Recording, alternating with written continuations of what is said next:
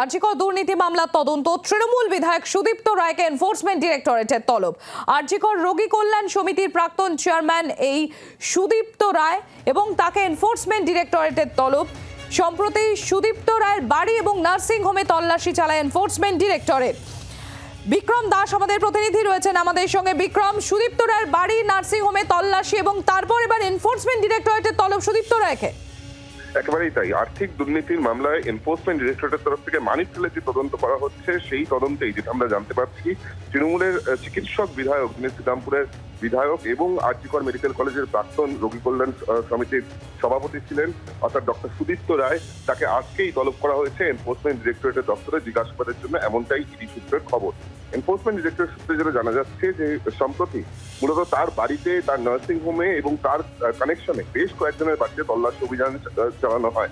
একদিকে তার সিথির বাড়িতে এবং নার্সিং হোমে যেরকম তল্লাশি অভিযান চলে, ম্যারাথন তল্লাশি অভিযান চলে, তার পাশাপাশি তার হুগলিতে একটি বাংলো বাড়ি, সেখানেও কিন্তু তল্লাশি অভিযান চালান তদন্তকারী আধিকারিকরা।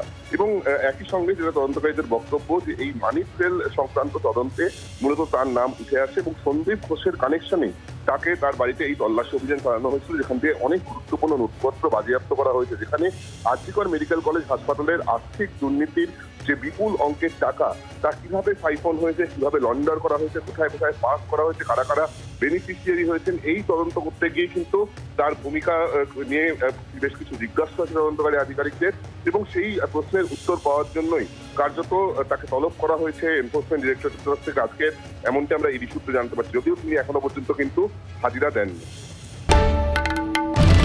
বাংলার আওয়াজ, বাঙালির আবেগ, জি 24 ঘন্টা।